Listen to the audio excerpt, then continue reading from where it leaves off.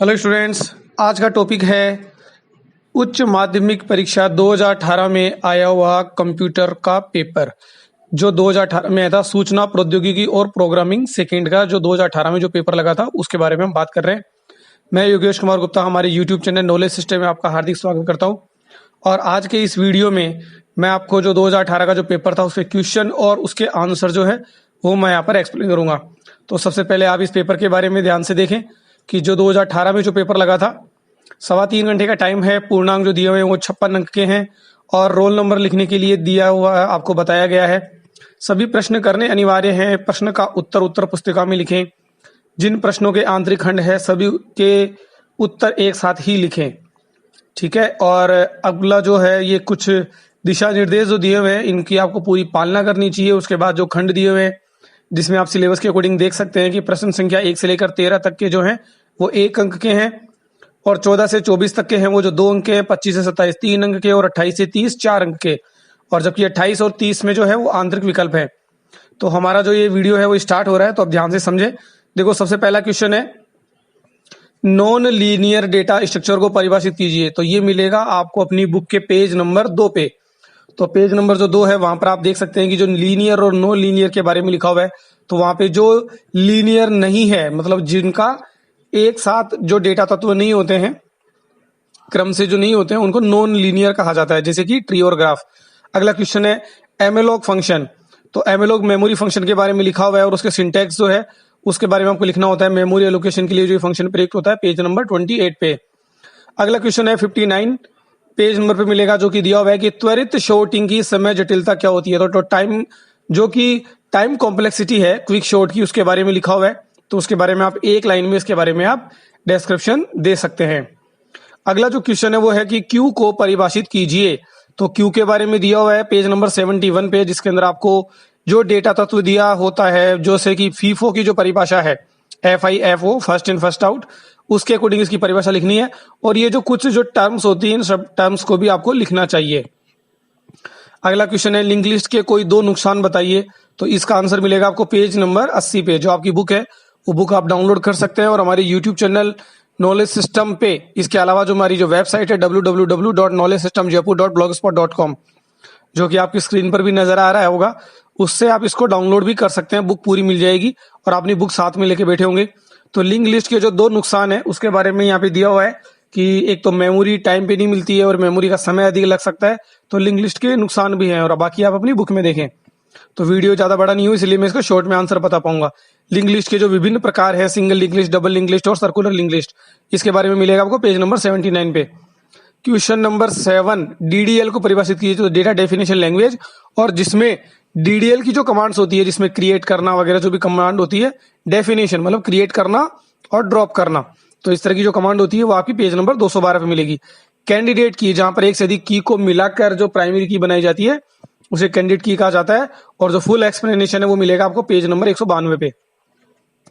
Question number 9 DBMS output dot put line नामक निर्देश का उपयोग बताइए।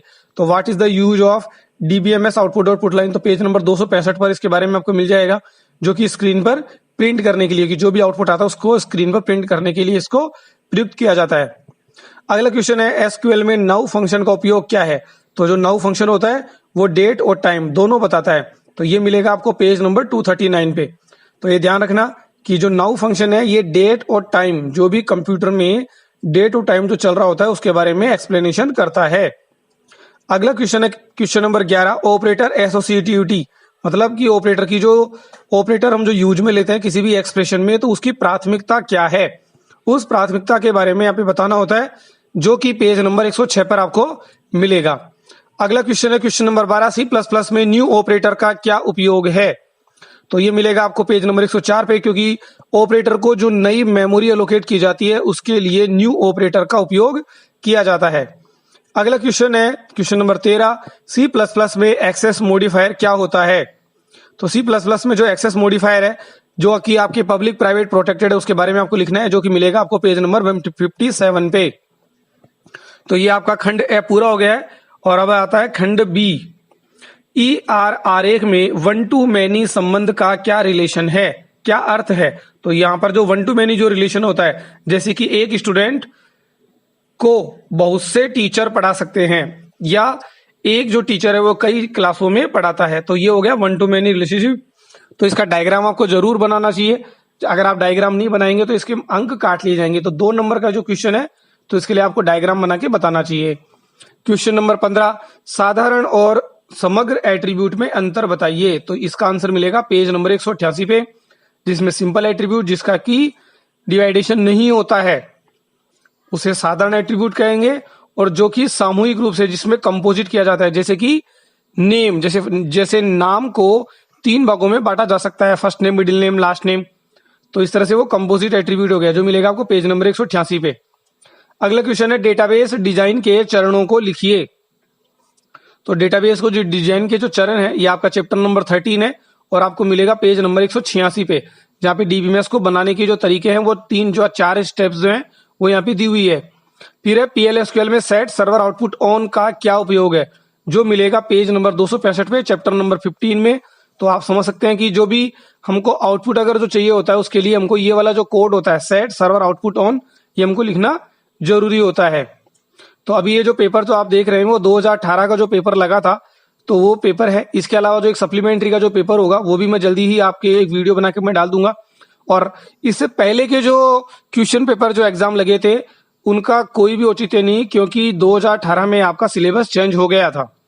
तो जो 4 पेपर आपके जो लगे हैं अब तक के बोर्ड के 2018 में, और इसका सप्लीमेंट्री पेपर 2019 में, और उसके सप्लीमेंट्री पेपर, तो इस तरह के जो 4 पेपर है उसको मैंने पूरा एक्सप्लेन मैंने यहाँ पे वीडियो के माध्यम से मैंने कर दिया है, और आगे भी इसी तरह के वीडियो बनते रहेंगे, तो आप रेगुलर रहें। तो अगला क्वेश्चन है चैप्टर नंबर 18, स्पेस जटिलता क्या है, इसकी गणना कैसे की जाती है। तो स्पेस जटिलता का मतलब होता है कि जो भी टाइम कितना समय जो समय लगता है वो तो होता है टाइम कॉम्प्लेक्सिटी, और जहां पर कितनी मेमोरी लगने वाली है उसके लिए बोला जाता है स्पेस जटिलता। और इसकी गणना कैसे की जाती है कि आपको एक एल्गोरिथम के माध्यम से जो बिग ओ का जो चिन्ह होता है वो इस चीज को कैलकुलेट करता है। तो पेज नंबर 3 और चैप्टर नंबर 1 में इसका आंसर दे सकते हैं। 2 नंबर का क्वेश्चन है। फिर है 2 आयामी एरे में पता गणना को समझाइए। तो ये आपका चैप्टर नंबर 2 एरे में आप पेज नंबर 12 पर आप देख सकते हैं। तो वहां पर आपको एरे की लोकेशन बनानी चाहिए, जैसे इंटीजर एरे आई और जे, और उसके अंदर जो वैल्यू डाल के बतानी चाहिए। तो पूरी टेबल आपको बनानी पड़ेगी। बहुत आसान है स्टूडेंट्स, जो मैट्रिक्स की जो टेबल बनती है उसी तरह से आपको टेबल बना के बताना चाहिए, तभी आपको पूरे 2 मार्क्स इसमें मिलेंगे। तो टेबल बनाना जरूरी है, ये ध्यान रखना है आपको। अगला क्वेश्चन है चैप्टर नंबर 4 से स्टैक के बुनियादी ऑपरेशन बताइए। तो वो मिलेगा आपको पेज नंबर 66 पे। तो स्टैक के जो बुनियादी ऑपरेशन जो होते हैं, जिसके अंदर की आपका जो लीफो और फीफो के बारे में आपको साथ लिखना है। इसके अलावा सॉरी स्टूडेंट्स, इसके अलावा आपको जो भी स्टैक के बुनियादी ऑपरेशन जो बताने हैं, इसमें आपको पुश और पॉप के बारे में इसमें आपको एक्सप्लेन करना रहेगा। डायग्राम आपको जरूर बनाना चाहिए, क्योंकि 2 नंबर का जो क्वेश्चन है वो आपको डायग्राम बना के ही आप इजीली उसको कर पाएंगे। अगर डायग्राम नहीं बनाएंगे तो मार्क्स कटेंगे। तो इसका आप डायग्राम बनाए, जिसमें एक बार में आप डेटा तत्वों को जोड़ने की प्रोसेस बता सकते हैं और एक में डेटा तत्वों को हटाने की प्रोसेस आप बता सकते हैं। तो अगला क्वेश्चन है एडोप्टिव और नॉन एडोप्टिव सॉर्टिंग एल्गोरिथम में अंतर बताइए। तो ये आपको सॉर्टिंग वाला जो चैप्टर आपका 3रा नंबर का जो चैप्टर है, पेज नंबर 40 पर इसका आंसर आपको मिल जाएगा। स्टैटिक डेटा मेंबर की विशेषताएं ये मिलेगा आपको पेज नंबर 121 पर, और इसके लिए आपको जो पॉइंट टू पॉइंट जो परिभाषाएं हैं, जो नोट्स मैंने बनाए हुए हैं, जो आपको स्कूल में भी दिए हुए हैं, तो उन नोट्स को आप जरूर पढ़ें। तो वहां पॉइंट टू पॉइंट लिखने का प्रयास करें। अगला क्वेश्चन है क्लास के मेंबर फंक्शन को एक्सेस करने के लिए जो सिंटैक्स लिखना है, तो जो प्रारूप इसमें जो दिया हुआ है वो मिलेगा आपको पेज नंबर 117 पे। क्वेश्चन नंबर 24 है कि आप फंक्शन ओवरलोडिंग से क्या समझते हैं। तो फंक्शन ओवरलोडिंग जो कि मिलेगा आपको पेज नंबर 113 पे। तो जहां पर जो डेटा टाइप होते हैं, जो फंक्शन का जो नाम होता है वो और ये सब समान होते हैं, लेकिन उनका क्रम बदल जाता है। तो जब हम एक ही फंक्शन से एक से अधिक काम निकलवाना चाहते हैं, एक से अधिक कार्य करते हैं, तो उसे फंक्शन ओवरलोडिंग कहा जाता है। तो फंक्शन ओवरलोडिंग आप समझ गए होंगे, जहां पे एक फंक्शन से एक से अधिक कार्य किया जाता है। जैसे कि सम फंक्शन से आप 2 इंटीजर टाइप की वैल्यू को भी जोड़ सकते हैं और 2 स्ट्रिंग प्रकार की संख्याओं को भी जोड़ सकते हैं, और अगर उसी प्लस चिन्ह को अगर आप इंक्रीमेंट ऑपरेटर के रूप में भी लगा सकते हैं। तो फिर आपका आता है खंड से। जो कि आपके 3 नंबर के जो क्वेश्चन होता है। तो अगला क्वेश्चन जो है, चयन शॉर्ट को उदाहरण सहित समझाइए। तो ये मिलता है आपको पेज नंबर 47 पे। इसके लिए आपको प्रोग्राम बनाना होगा और साथ में ही इसकी जो कुछ जो थ्योरी होती है, मतलब जो एल्गोरिथम होती है, वो आपको जरूर बनानी चाहिए। कई बार स्टूडेंट क्या करते हैं कि प्रोग्राम बना के आ जाते हैं, तो स्टूडेंट्स पूरे मार्क्स नहीं मिलेंगे आपको। अगर आप कुछ भी नहीं है तो कम से कम 2-3 लाइनों में आपको उसके बारे में जरूर बताना चाहिए कि आप सिलेक्शन शॉर्ट को क्यों कहा जाता है। तो मैंने आपके नोट्स में पॉइंट टू पॉइंट लिखाया हुआ है, तो उसको आप देखें और उनको याद करने का प्रयास करें, रेगुलर स्टडी करें। अगला क्वेश्चन है question number 26, call by reference से आप क्या समझते हैं। तो इसका आंसर मिलेगा आपको पेज नंबर 111 पे। तो वो आप देख सकते हैं 3 नंबर का क्वेश्चन है। तो पॉइंट टू पॉइंट बनाए और इसका एक साथ में एक छोटा प्रोग्राम भी दिया हुआ है, तो वो प्रोग्राम भी आपको जरूर बनाना है। क्वेश्चन नंबर 27 जो है, निम्न डेटाबेस विसंगतियों को समझाइए। तो इसका जो आंसर आपको जो मिलेगा वो मिलेगा पेज नंबर 199 पे। तो जिसमें अपडेट, इंसर्शन और डिलीशन, इन तीनों की जो विसंगतियां हैं, एनोमलीज जो हैं, इनके बारे में दिया हुआ है और इसके जस्ट बाद ही नॉर्मलाइजेशन का चैप्टर स्टार्ट हो जाता है। तो वो आप ध्यान रखें कि क्या क्या समस्याएं आती हैं, क्योंकि जब डेटाबेस बनाया जाता है तो उसमें अपडेट की, इंसर्शन की और डिलीशन की विसंगतियां, मतलब कि प्रॉब्लम्स होती हैं। क्योंकि अगर मान लो अगर एक बार अगर अपडेट करेंगे तो एक से ज्यादा जगह पर अपडेट हो सकता है, एक से ज्यादा जगह इंसर्शन हो सकता है, एक से ज्यादा जगह पर डिलीशन हो सकता है। तो इन विसंगतियों को दूर करने के लिए नॉर्मलाइजेशन की प्रक्रिया अपनाई जाती है। तो क्वेश्चन नंबर 28 है कि मर्ज शॉर्ट को उदाहरण सहित समझाइए। तो इसमें जो मर्जिंग शॉर्टिंग के बारे में आपको थ्योरी, एल्गोरिथम लिखनी है और उसके बाद उसका प्रोग्राम भी आपको बनाना है। आपने जो पिछले जो पेपर आप देख रहे हो तो आपने देखा होगा कि कई बार क्वेश्चन कुछ रिपीट भी हो रहे हैं। तो ऐसा नहीं है कि आप ये सोचे कि ये क्वेश्चन तो आ चुका है, दोबारा नहीं आएगा। क्वेश्चन कोई से भी दोबारा आ सकते हैं। फिर है सी में रिकर्शन को उदाहरण के साथ समझाइए। तो ये है आपका पेज नंबर 32 पर, जिसमें आपको जीसीडी, बायोनिमल कोफिशिएंट और फेबोनिकी सीरीज, इन तीनों में से किसी एक का एग्जांपल आपको लिखना होता है, एक का प्रोग्राम बनाना है। तो आप लोगों के लिए जो बेस्ट रहेगा वो फेबोनिकी सीरीज का रहेगा, क्योंकि इसके बारे में आपने स्कूल में भी काफी कुछ पढ़ा है और बहुत ज्यादा इंपॉर्टेंट है। क्योंकि जीसीडी का प्रोग्राम और जो बायोनिमल कोफिशिएंट का प्रोग्राम है, ये सामान्यतः नहीं पूछा जाता है।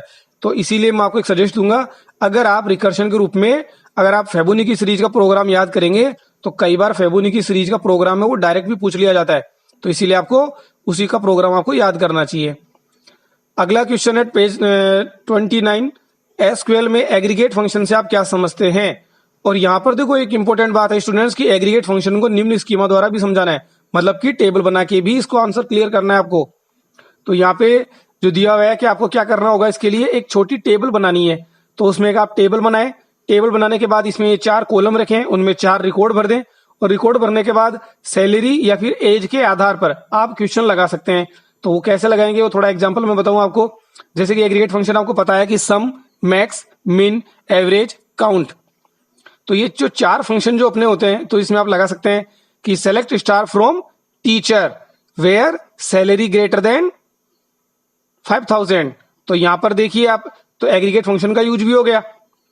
तो जो ग्रेटर देन का जो लगाओगे तो आप लगा सकते हैं कि जो मैक्सिमम जो वैल्यू निकालनी उसके लिए आप जो कि मैक्स जो फंक्शन है वो आप लगा सकते हैं। तो दोबारा एक एग्जांपल और मैं बता दूं, जैसे सेलेक्ट उसके बाद में आप लिखेंगे एवीजी ब्रैकेट एवरेज लिख के, फिर ब्रैकेट में आप लिखेंगे एज फ्रॉम टीचर। तो जिससे क्या होगा कि जो भी औसत आयु होगी, एवरेज जो होगा वो निकल के आपके आ जाएगा। इसी तरह से टोटल कितने रिकॉर्ड आपने डाले, 4। तो select count T name from teacher. तो इस तरह से उसका आंसर भी आप लिख सकते हैं। और अगला क्वेश्चन है कि इसी का जो अथवा वाला जो पार्ट है कि ER आरेख में समझाइए। तो डिराइव्ड एट्रीब्यूट के बारे में बताना है आपको कि जो एक जगह से दूसरी जगह पे डेटा लिया जाता है। तो पेज नंबर 189 पे पार्टिसिपेशन कंस्ट्रेंट, जो भागीदारी जो बाधाएं होती हैं, जैसे कि आंशिक है और जो पार्शियल भागीदारी के बारे में आपके जो दिया हुआ है उनके बारे में लिखना है पेज नंबर 193 पे। उसके अलावा जो की कॉन्स्टेंट जो होते हैं अपने, जैसे कि प्राइमरी की, कैंडिडेट की, यूनिक की, तो उनके बारे में एक्सप्लेन करना है, जो कि आपको पेज नंबर 191 पर मिलेगा। और जो लास्ट क्वेश्चन है उसका है आपका आंसर मल्टीपल इनहेरिटेंस को समझाइए। तो इसका प्रोग्राम आपको बनाना है, थ्योरी लिखनी है, उसका डायग्राम आप बनाए। तो 4 नंबर का क्वेश्चन आपको वहां से आपको सोल्व कर लेना पेज नंबर 163 पे। और इसी का जो 8वां पार्ट है, कंस्ट्रक्टर ओवरलोडिंग को समझाने के लिए एक प्रोग्राम लिखिए, तो ये मिलेगा आपको पेज नंबर 137 पे। तो इससे ज्यादा अगर मैं वीडियो काफी बड़ा हो जाएगा तो अभी मैं अपना यहीं समाप्त करूंगा। तो स्टूडेंट्स, हमारा ये जो वीडियो है वो आपको कैसा लगा उसके बारे में एक्सप्लेन करें, और अगर किसी क्वेश्चन में अगर आपको डाउट हो तो आप हमें बता सकते हैं। आप कमेंट करें, लाइक करें, सब्सक्राइब करें। और आप सभी जो ये वीडियो देख रहे हैं उन्होंने लगभग आज 501 जो सब्सक्राइबर हो चुके हैं, उसके लिए आपको बहुत बहुत धन्यवाद। और अगर आपको किसी क्वेश्चन में अगर आपको डाउट है तो आप कमेंट करके बताएं, पर्टिकुलर किसी क्वेश्चन के पे भी वीडियो में बना दूंगा। तो ओके स्टूडेंट्स,